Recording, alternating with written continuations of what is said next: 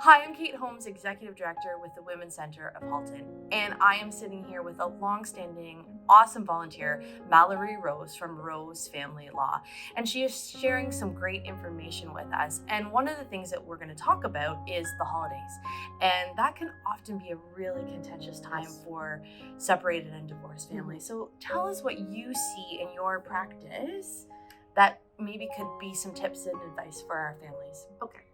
So the first thing to think about is it's going to be difficult for you when you have to not spend some of that time with your child, because traditionally when you're together with your spouse before separation, you spend all of the holiday time together as a family. You do.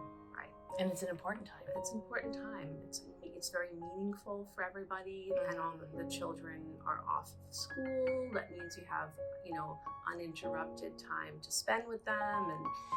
And but when you separate, then that time sort of has to be apportioned between the parents. Yes. So let's take a situation in which we don't have some major overarching issues that will have a significant impact, such as one of the parents has a restraining order, or one of the parents has supervised access, or something like that. Let's take a situation in which the parties are separated, and we need to talk about how we're going to share the holidays. Yeah, not an easy conversation to be having. No. But the first thing to think about is this. I'm going to say, what would a court do? Now, the reason I'm saying what would a court do is not because your case ever has to go to court, but we try to think of what a court would do because we use the court as the benchmark of reasonability when we're dealing with these issues. And I think reasonability is an important word for us to remember, because you do need to be reasonable when sharing that portion of time. Because you have to remember, the parenting time is the right of your child, okay? And that is what the court would say, and that is what you have to remember. And it's very, very hard, because as a parent, you want to say, that's my time with my child. I want that time. Absolutely. And yes, of course you do. But remember that with respect to the law regards that time as your child's time with his or her parent. Right. So the things to consider are, first of all, what would your child want and need? Okay? Important way to lead. Right. So let's take something that's always fraught with drama, which is the December holiday time. Yeah. I'm going to use Christmas as an example. I know that not everybody celebrates Christmas. Not everybody's religious. I'm Jewish. I'm not religious, but so I don't traditionally celebrate that holiday. But a lot of people who aren't religious like Christmas because it's a day that families get together. Everybody's off. Lots of people like the tree. They like Christmas Eve. So that becomes a holiday, I know, in my practice, where it can be difficult to divide up. Yeah. Because you don't want to divide it up. You want to, if you have young kids, you want to have them on Christmas Eve. You want to have them when they wake up in the morning with the presents. So what do? So you have to remember that, what would a court do? A court would want to see that child spend that time equally with their parents. Yes. So there are a variety of ways to do this. So some families, it works out well, because in some families, traditionally, they have a big celebration on Christmas Eve. Right? Some families have a big celebration on Christmas Day. Yeah.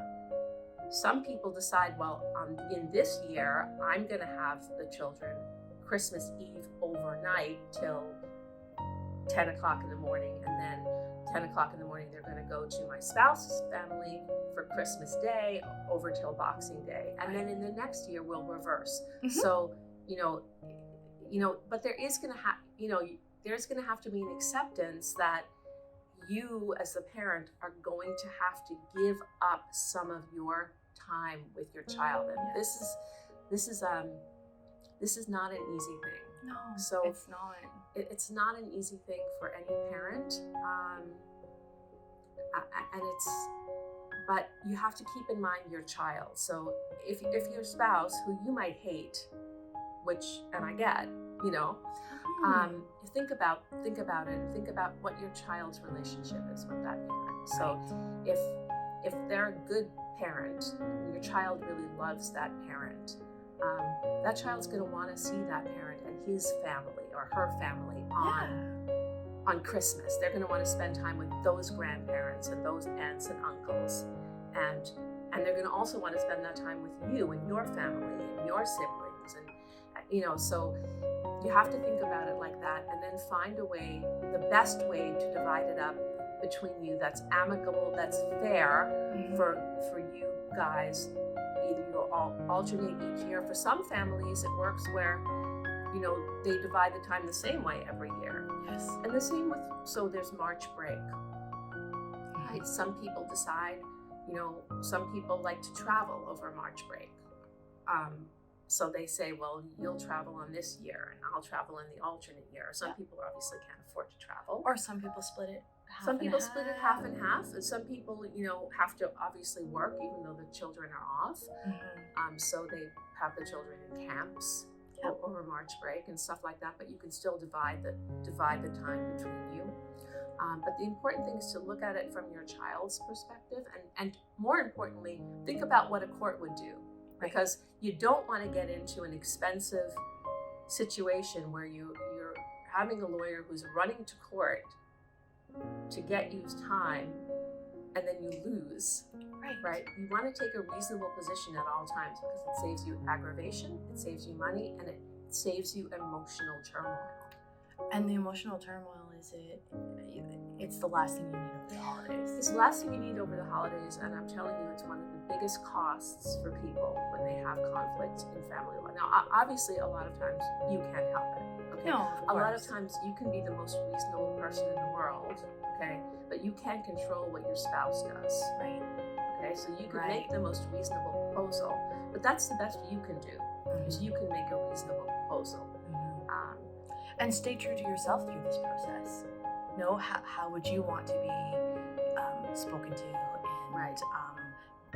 and do it with the most kindness that you possibly can. Not easy, but again, you're doing it for your child, and I think we should always be leading with those thoughts in any decision-making process that we have going on. Now, it's very hard if this is all assuming that we're not dealing with an abusive spouse or situations that are untenable or things like that. And that becomes a different scenario. That's a completely different scenario with issues that extend far beyond just holiday parenting time.